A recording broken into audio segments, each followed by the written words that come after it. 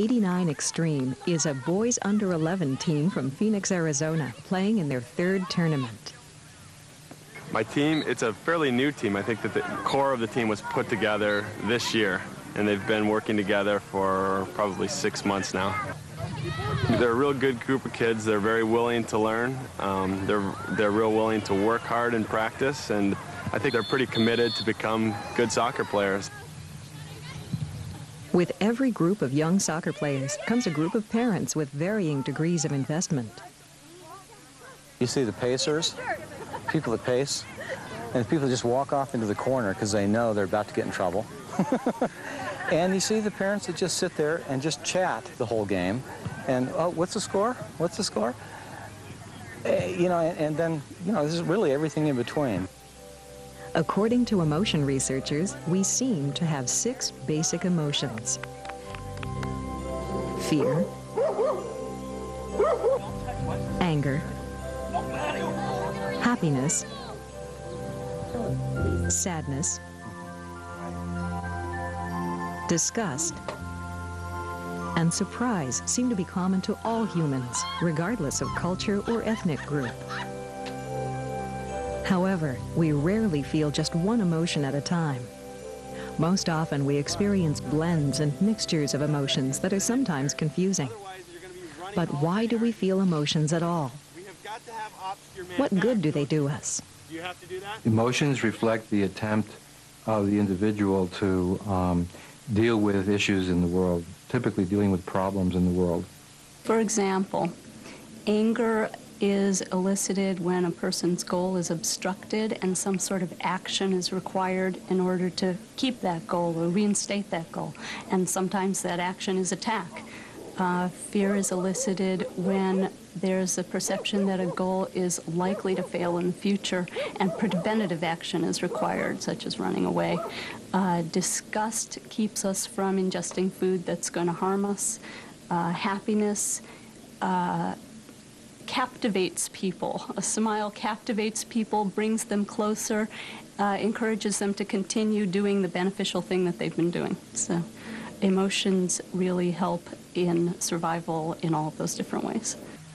Many of the emotions we feel have no seeming connection with survival.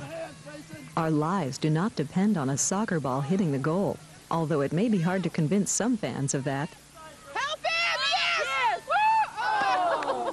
Emotions, then, play a different role. The human is a social animal, and what is it that bonds us together? What is it that bonds parent with child, and child with friend, and one group with another? It's emotion. It's sharing emotions with each other, and it's attempting to negotiate through conflict. All emotions are biological events. Even when our physical survival is not at risk, our bodies respond as though it were. I have a knot in my stomach from a little frustration that they're not scoring more or preventing the other team from scoring. Well, I kind of feel my face getting tense, and then just kind of a pit in my stomach. Hands get sweaty, maybe. I feel my heart going thud, thud, thud, thud. When you're like sad, you don't have as much energy in you, and then when you're excited, you're like all over the place, laughing your heart out. The work on physiology and emotion has shifted over the last few decades. When I first became a research psychologist and started working on the emotions, the emphasis physiologically was on the autonomic nervous system, heart rate, blood pressure, skin temperature, and skin sweating. And the attempt was made to try to differentiate the emotions using those kinds of physiological indicators. That attempt yielded mixed results, I think it's fair to say.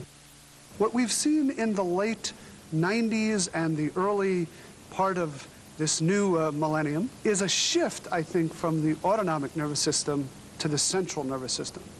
Work really on the brain and on different parts of the brain that seem involved in different kinds of emotional experiences. The brain shows major signs of arousal and major ways of patterning depending upon the intensity of the emotion that's being registered. The more intense the emotion, the faster the brain waves are. The quality of the emotion is also represented with left frontal brain regions being active principally in states of positive emotion, and right regions principally in times of negative emotion. It's possible to have a stroke, a massive injury in the frontal lobe on the left side, and as the individual is repaired, recovers from the stroke, it's almost always noticed that this individual has a rather sour, cynical, depressed look on life. On the other hand, if he or she had had the stroke on the right side and began to recover, they more often turn out to be like the little character on the cover of Mad magazine. You know what? Me worry? What's to worry about? The stroke was nothing. So there's a very different take that these two frontal lobe parts show on the world around them. Unlike stroke victims, however, most people process a full range of both negative and positive emotions. Oh, good job, Carlos! As we experience the ups and downs of our emotions, we often wonder where they come from. There seem to be 4 basic components that work together to create emotion: physiological arousal,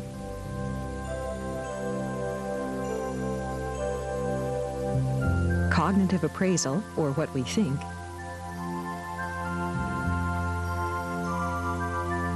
the subjective experience, our internal feelings,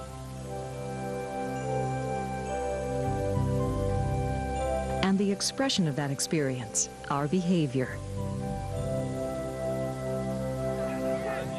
The subjective experience is personal. There is no way we can know if frustration feels the same way for this child or that father. What psychologists have been able to determine is that emotion is an interaction of these 4 elements. But which comes first? How does it all start?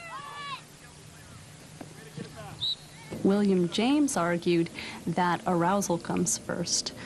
His theory and that of Carl Lang, a Danish physiologist, was that certain stimuli elicit physiological changes and behaviors, emotional behaviors, and our perception of those changes and behaviors is the emotional experience.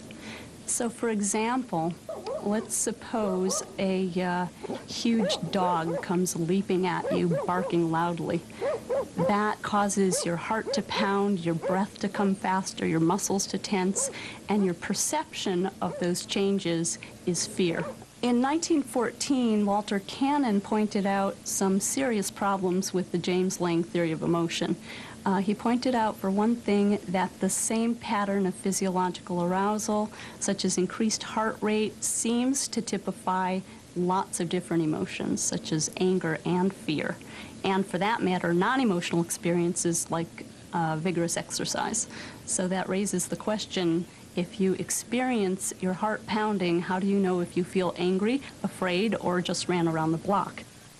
Cannon and physiologist Philip Bard proposed a different theory, that physiological arousal and the subjective feeling happen at the same time because information about the stimulus is sent to the cortex and sympathetic nervous system simultaneously. So you would feel fear at the same instant your heart begins to pound. But later researchers saw problems with both of these theories. They have in common the view of emotions as an instinctive reaction, a passive reaction. They see the emotion system as a more primitive system than rational thought. And they view emotion and reason as being at odds with each other. They also have in common the view that although emotions in our long distant past as a species used to be adaptive, they're much less so now. So if a predator is leaping toward you, it's quite adaptive to flee. On the other hand, if you're facing your dissertation committee and you're defending your thesis, fleeing from the room is not an adaptive response. Ryan, you know who you're going in for?